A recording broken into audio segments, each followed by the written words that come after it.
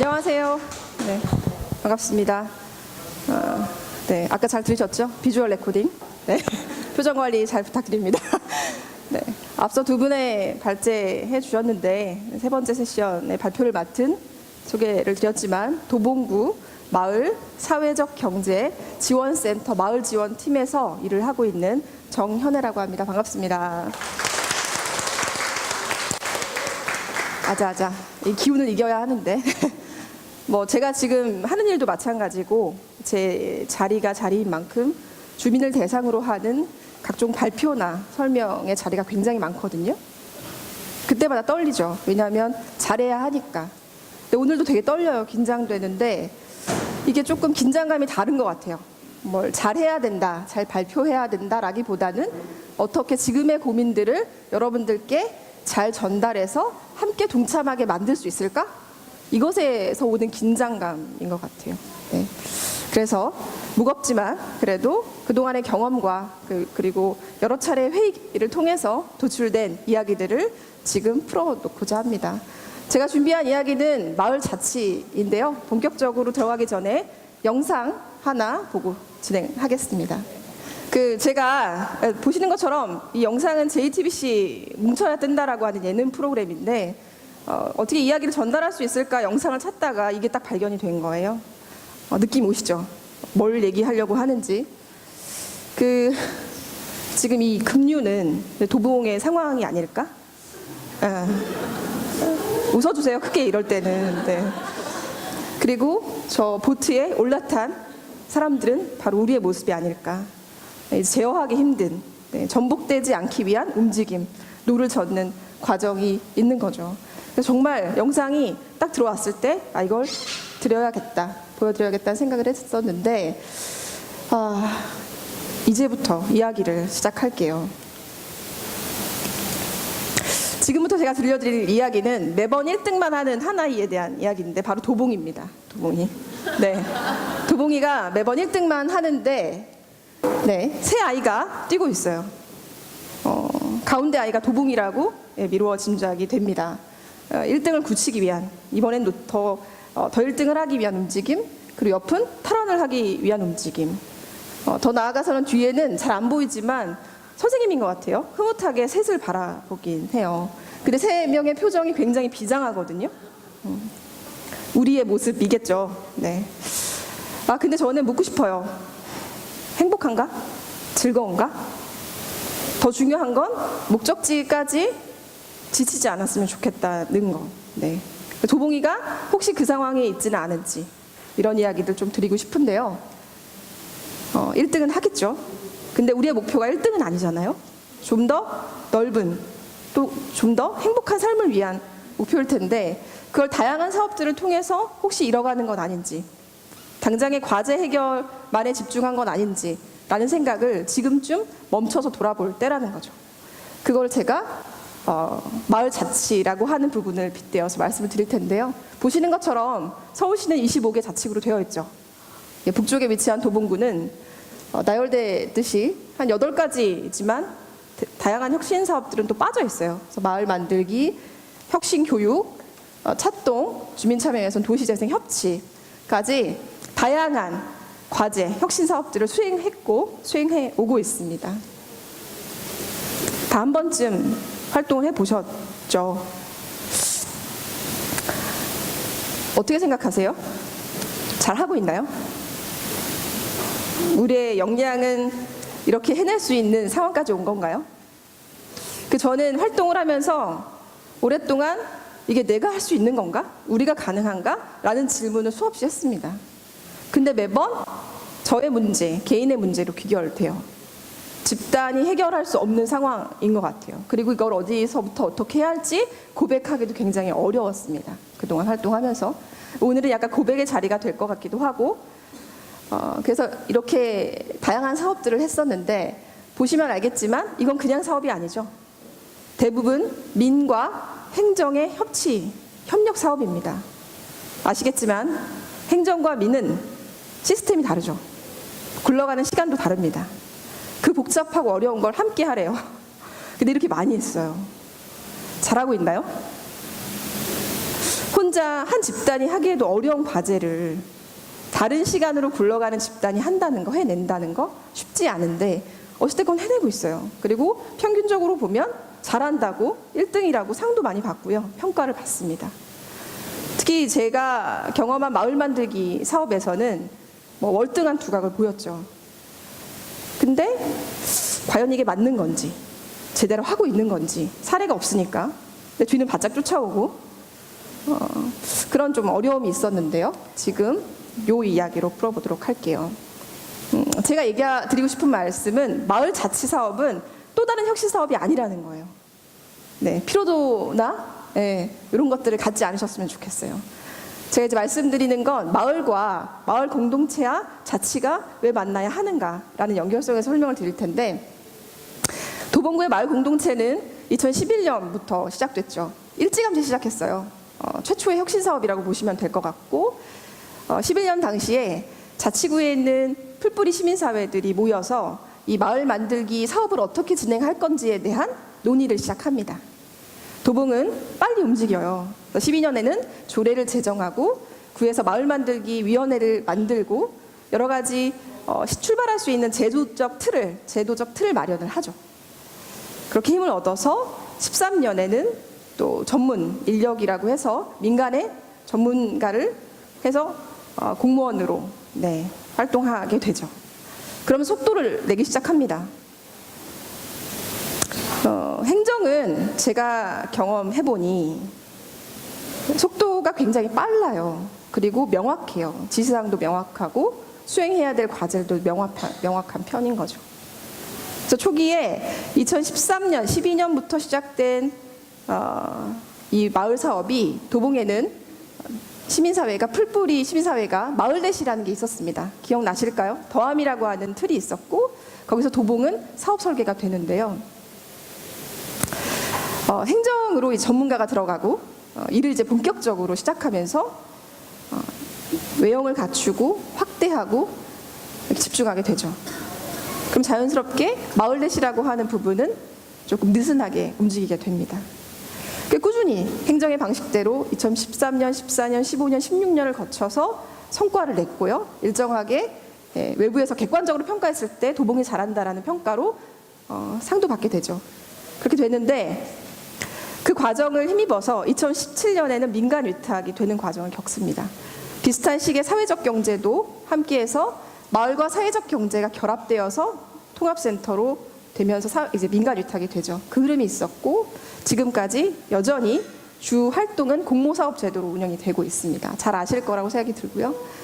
자치사업은 그러면 뭐냐? 2013년에 이제 행자부에서 출발한 사업이라고 보시면 될 것 같아요. 41개 읍면동의 혁신사업이에요. 주민의 권한과 자율성을 확보한다는 차원에서. 근데 서울형 주민자치 사업은 서울시가 그 모형을 따서 17년에 시작한 거고요. 그래서 작년에 활동이 시작됐고 지금 도봉구는 6개 동이 활동을 하고 있는 거죠. 이것도 제일 먼저 손을 들어서 하겠다고 한 거예요. 네, 여기까지 왔습니다. 저는 이게 되게 단위 사업인데 왜 연결이 돼야 되냐고 묻는다면 마을 공동체, 서울시가 얘기하는 마을 공동체의 점선면이라고 하는 원리가 있어요. 주민들 마을 공동체는 주민을 발굴하고 등장시켜서 활동을 지원하고 모여서 뭔가를 해볼 수 있게끔 만들어내는 것. 그게 점선이라면 자치는 면과 면이 만난 입체적인 주민의 실질적인 움직임이라고 저는 생각하거든요. 그래서 그동안의 경험과 협동의 즐거운 경험들을 이젠 자치라고 하는 무대로 옮겨서 이제는 무언가를 함께 실행해보는 단위라고 생각합니다. 그렇기 때문에 마을과 자치는 그 연결성에서는 가능해야 하는 거고 만나야 되는 것이죠.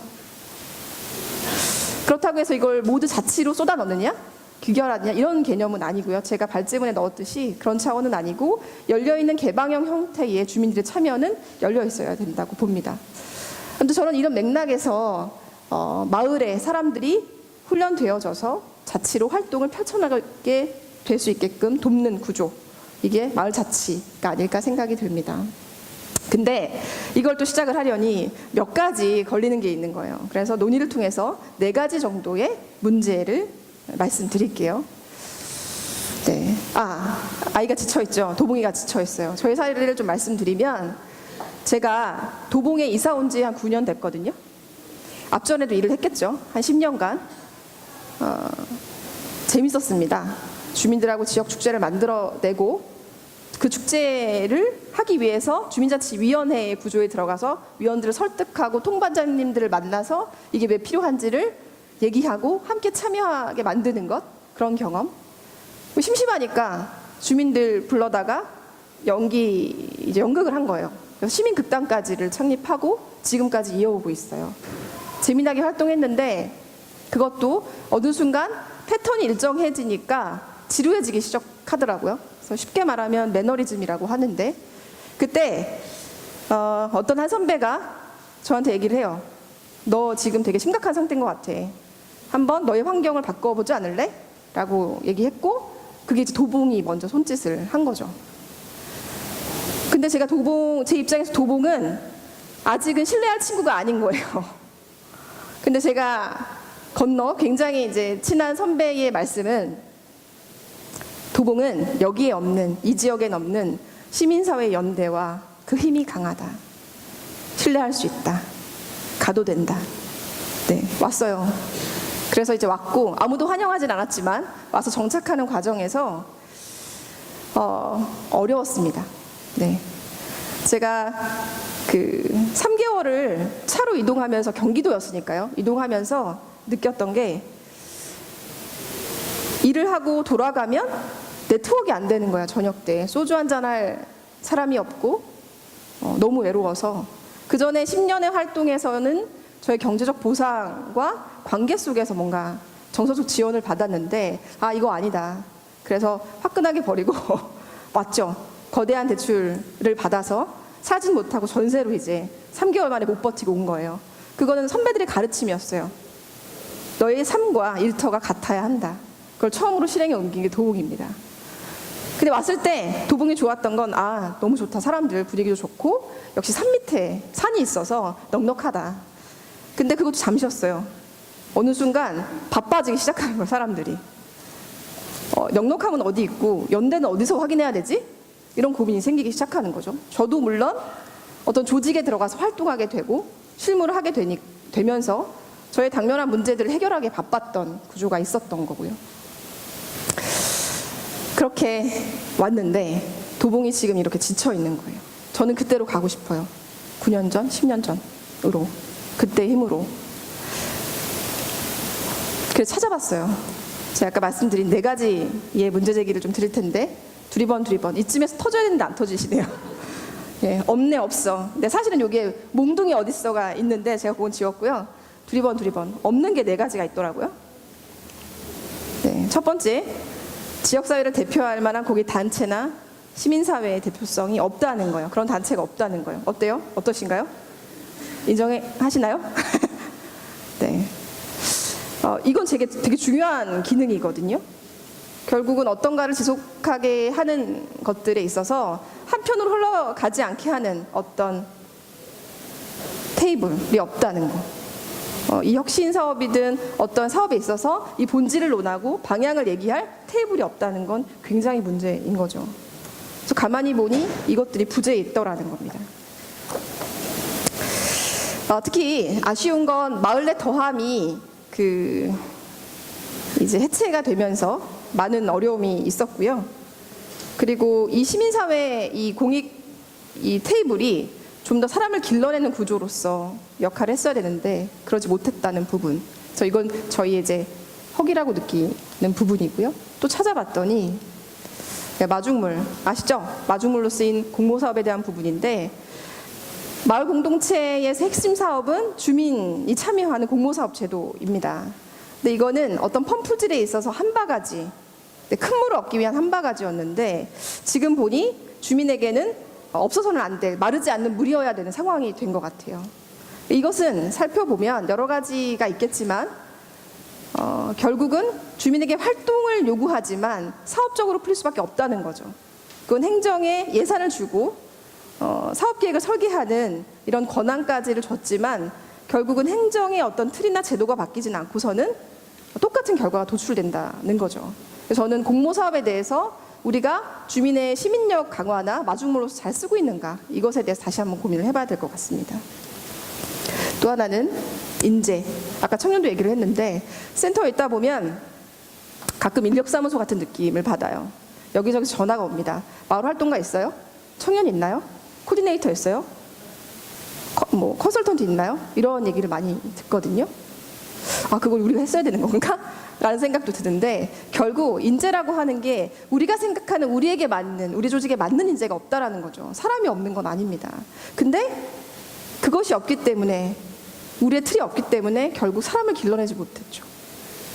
그래서 중간 허리인 30, 40대 그룹들은 여러 가지 개인 사정의 이유로 밖으로 나가고 유입되진 않아요. 청년은 일하고 싶다고 하는데 일자리가 없대요. 이건 되게 심각한 문제인 거죠.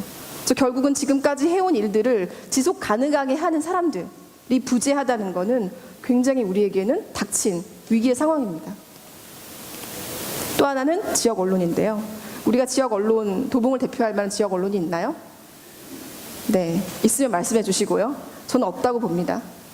언론은 단순한 매체나 정보 전달이 아닌 거죠. 어떤 이런 사업들이나 지역의 현안에 대해서 이슈화하고 그것들이 주민들의 관심을 갖고 참여를 이끌어내는 것, 그 장치가 필요한데 없는 거예요. 네, 이것도 심각한 부분이죠. 저희가 아까 처음에 보여드렸던 것처럼 보트가 전복되지 않으려면 바로 그런 견제와 감시, 이런 논의 테이블, 이런 게 필요한 건데 없다는 겁니다. 막바지인데요. 그 사진을 보면 두 아이, 그러니까 아이와 아빠가 있어요.